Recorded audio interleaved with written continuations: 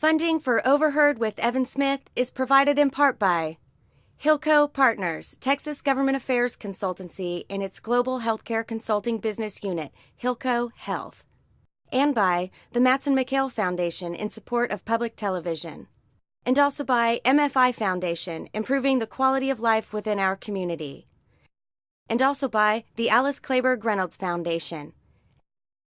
And viewers like you, thank you. I'm Evan Smith. This week, one of the still new century's brightest foodie stars, a prolific former food writer for the New York Times, the former food editor of the New York Times Magazine, the co-creator of the indispensable recipe lovers blog Food 52, and the author of several books that pivot off of a love of cooking and eating. Her latest book, just published, is the Essential New York Times Cookbook. She's Amanda Hesser. This is Overheard. Is that a vote you'd like to have back? Because you're a judge or a justice in your case doesn't mean that you're free of personal opinions about things. You have a dimmer view of him than you have of presidents past. So when they take your name in vain, you just laugh it off. For the larger issue, though, in your mind, is that it's not about whether there ought to be a death penalty, but whether the death penalty as administered is fair.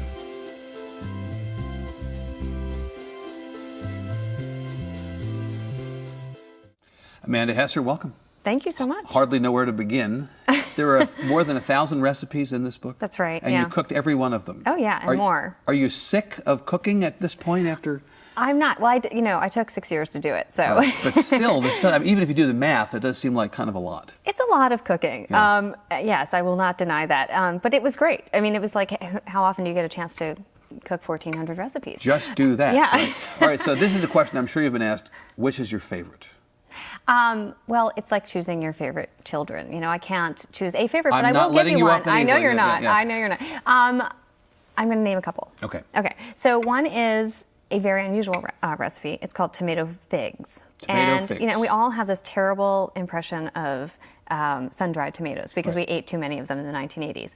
Well, these are actually cooked. They're plum tomatoes. They're cooked in syrup, like a sweet syrup, like almost like you would do a jam. Right. And then once they're translucent, you sun-dry them, and then you cover them in powdered sugar, and they're like dried figs. And so they're tastier than yes, May's. And they were, they're totally delicious. They're great with cheese, and they're a kind of lost 19th century recipe. Now, how hard, we'll ask about I want you to give us the other ones too, but how hard is a recipe like that to do if you're the average person who can fumble his way through the kitchen but is no Julia Child? Yep, if you can boil water, you can make these. Oh, I like that. Yeah, so here's another one that I love, and which many New York Times readers love, which is called David Ayer's pancake. Okay. And which is it's sometimes called a German pancake and sometimes called a Dutch baby.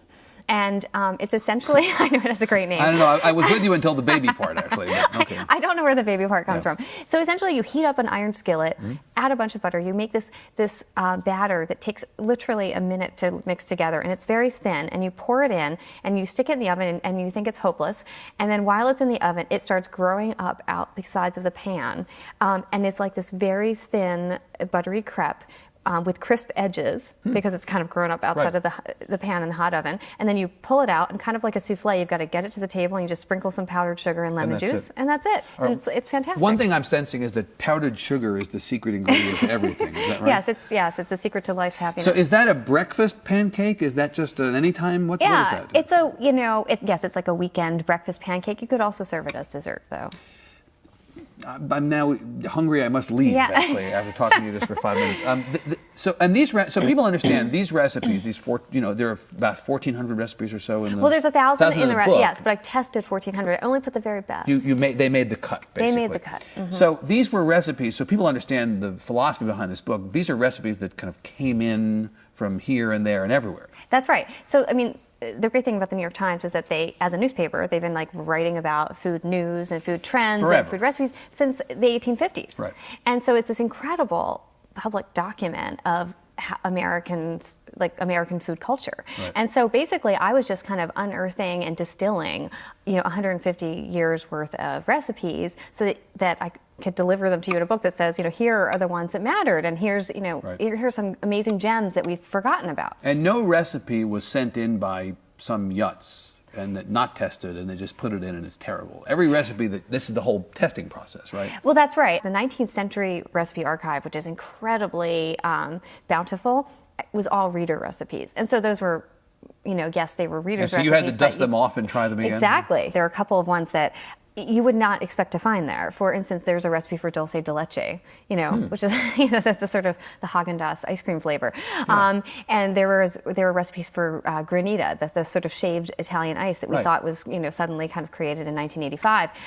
Indeed, no. And indeed, no. Yeah. But there are recipes like something called Spanish frico, which is very much a European-style braised dish, and it's a very inexpensive cut of beef that you slice thinly raw, and you layer it with sliced onions and sliced potatoes, and then you add just a little bit of cream and cover it and put it in an oven, in a low oven, and cook it forever. And you don't add anything else, and it's fantastic. Remarkable. Yeah. To think it that, is, yeah. and we would have thought these were all relatively recent creations. Yes, exactly. The book that I remember from the New York Times was the Craig Claiborne book, the one that was 1961. Mm-hmm. This is not that book updated, though. No, it's not. You make a point of saying that in your book. I strenuously say that. And the reason being is that is a fantastic book. And if you don't have it, you should get it. And but it's very much a kind of a snapshot of the Times food coverage, which he was the primary writer then, from the late 1950s. And my book spans 150 years, and and also there's been so much food writing in the Times since Craig Claiborne. There's Molly O'Neill, and there's been there's Pierre Fernet, there's Mark Bittman, and all of these great writers, and the Lee brothers. The Lee brothers, exactly. Jonathan Reynolds, Julia Reed, and so I was distilling all of those recipes as well. That's remarkable.